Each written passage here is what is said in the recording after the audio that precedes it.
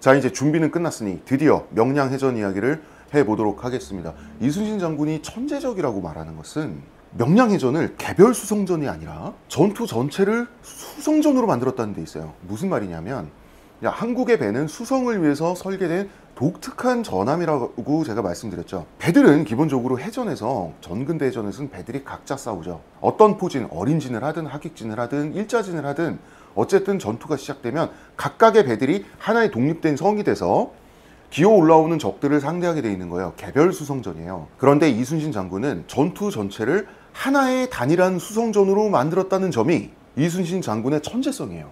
어떻게 이런 생각을 했지?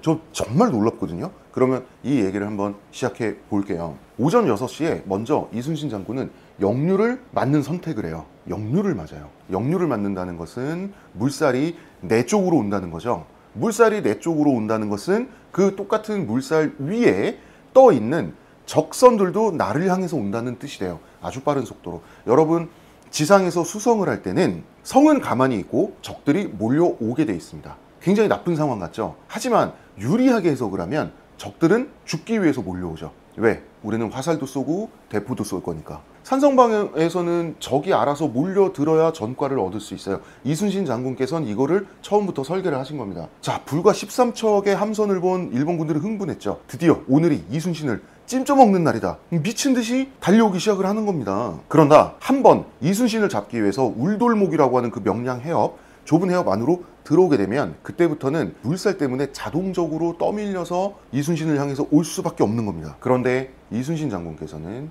놀랍게도 전투의 절반을 혼자 치러요. 대장선 혼자. 옛날에는 대장선을 좌선이라고 했는데요. 좌선 혼자 수십 척, 100척이 넘는 일본 배에 둘러싸인 채 싸운 거예요. 그때 거북선이 없었죠. 원균이 거북선까지 다 해먹었죠. 그러면 나머지 배들의 지휘관을 욕해야 될까요? 그렇진 않은 것 같아요.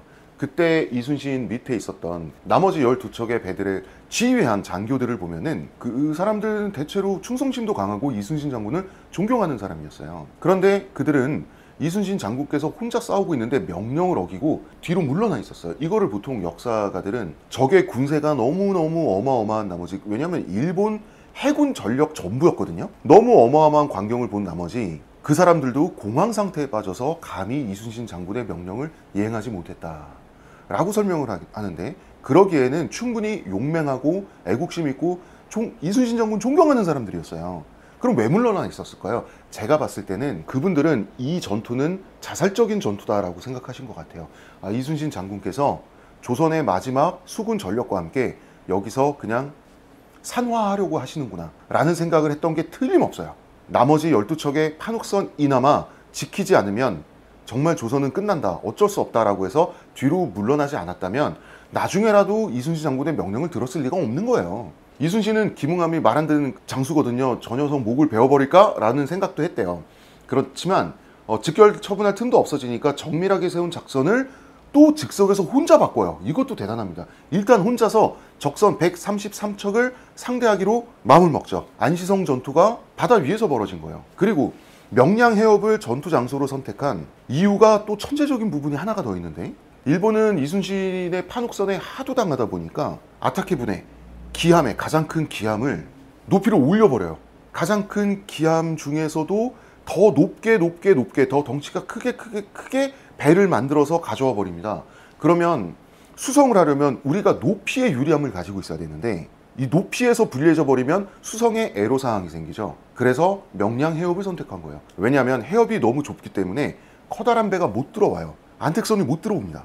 세키분해만, 일본의 주력 전선인 세키분해만 상대하기 위해서 높이의 유리함과 크기의 유리함을 유지한 채 전투를 처음부터 끝까지 끝내기 위해서 명량 해협을 선택한 부분도 있는 거예요. 그래서 정말 뛰어난 장군이라고 하는 거, 정말 위대한 지휘관이라고 하는 것은 이러한 모든 것을 고려하고 전투를 임하는 것이 아니라 전투를 설계하는 거예요. 1대 133의 전투가 벌어집니다. 몇 시간 동안 혼자 싸우세요.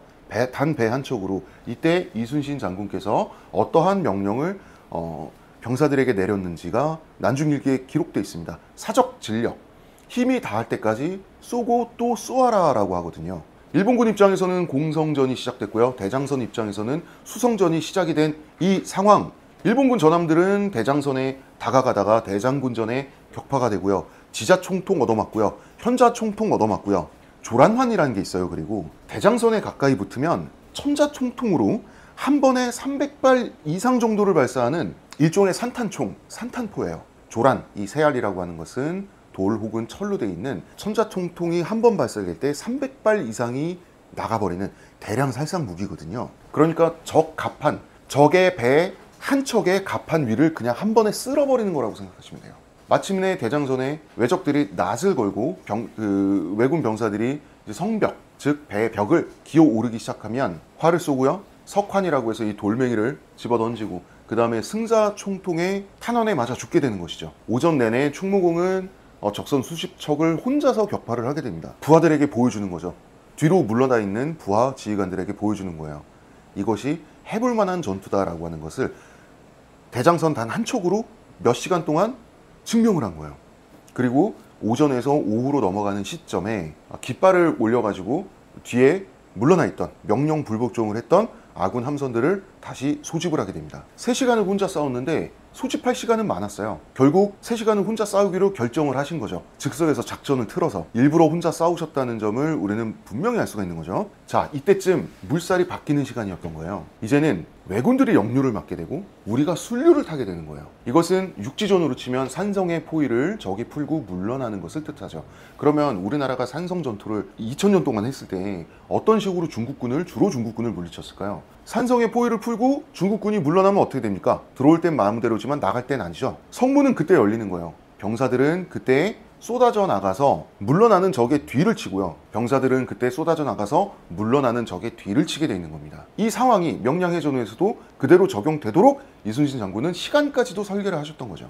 그래서 첫 번째, 적의 공성을 좌절시키고요. 두 번째, 실패한 적이 물러날 때 하나 혹은 여러 산성에서 나온 아군이 결집하고요. 세 번째, 마지막으로 철수하는 적의 뒤를 쳐서 대량 살상한다. 그래서 이순신 장군의 좌선뿐 아니라 나머지 12척의 배들이 다 결집했을 때 그때부터는 대량 살상이 시작되는 겁니다. 역류를 맞아서 오지도 못하고 가지도 못하고 서로 뒤엉킨 트래픽 잼 현상에 의해서 서로 뒤엉킨 일본군들의 배를 판옥성 13척이 거의 짓밟듯이 하면서 대량 살상하기 시작하는 거예요. 이순신 장군은 31척을 파괴했다라고 장계를 올렸는데요. 조선의 보고 시스템에 대해서 아셔야 돼요. 뭐냐면 전체 전황에 대한 보고는 있습니다. 그런데 본인 개인의 전공을 보고서를 써서 올릴 때는 눈으로 직접 확인한 거, 확실한 것만 확인해서 올리게 돼 있어요. 그러니까 계산법이 다른 거예요. 이거는 장계를 이제 보고서를 장계라고 하는데 이것은 조선의 장계 양식이 그렇기 때문에 불과 31척밖에 파괴를 못 시킨 거야? 라고 우리가 착각할 수 있는 거예요.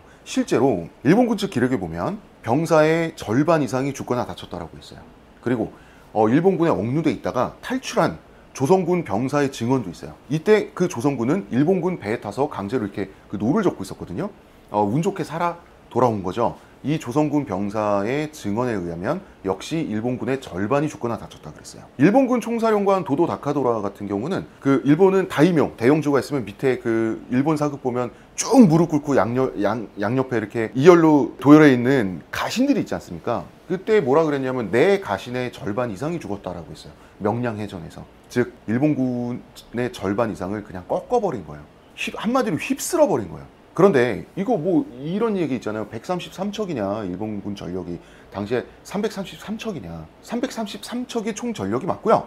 133척은 명량 해협에 들어와서 이순신 장군과 교전한 배의 숫자가 133척입니다. 일본군 전부와 싸우지 않고 일본군의 절반 정도, 일본군의 주력만 딱 골라서 싸워서 섬멸시키겠다라고 하는 그런 계획을 알 수가 있는 거죠. 전투의 처음부터 끝까지 결국 이순신 장군은 우리나라의 지상전의 이상적인 결과를 만들어내는데 성공을 했죠. 과정부터 시작해서 결과까지. 이러한 창조적인 전투를 기획했다는 점이 정말 대단하고요. 기획이 틀어졌는데도 불구하고 즉석에서 작전을 바꿔서 3시간 동안 혼자 싸운다는 모험을 해서 그 모험에 성공한 것도 대단하고요. 그리고 중간에 상황이 바뀌었는데도 불구하고 명령 불복종 상황이 일어났음에도 불구하고 결국 전투의 끝을 처음 설계대로 마무리 지은 것도 대단해요. 정말 천재 중에 천재입니다. 명량해전은 천재만 설계할 수 있고 천재만 성공할 수 있는 정말 기적적인 전투라는 점을 우리가 알았으면 좋겠어요. 그래서 단지 이순신 장군의 우국충정, 이순신 장군의 용맹, 이순신 장군의 어떤 애국심, 이순신 장군의 어떤 비장한 인생과 그의 숙명, 이런 거에만 너무 심취하지 마시고, 물론 심취할 만하죠. 이런 것만 심취하지 마시고, 이 사람이 어떤 점에서 디테일하게 과연 어느 정도로 왜 어떻게 천재였는지를 보면은 이순신 장군이 승전했던 그 각각의 해전들을 더 재밌는 관점에서 보다 풍부하게 우리가 즐길 수 있다라는 점을 오늘 그 이야기를 한번 해봤습니다. 333척이다라고 했을 때 모두 전투선이라고 부르긴 힘들죠.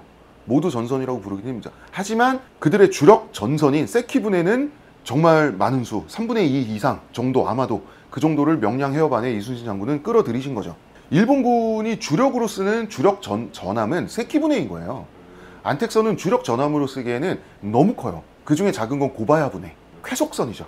우리나라는 임진왜란 그전에는 뭐 대중소에 따라서 소맹선, 중맹선, 대맹선 이렇게 있었는데 거의 판옥선을 썼죠. 우리는 주력 전함으로.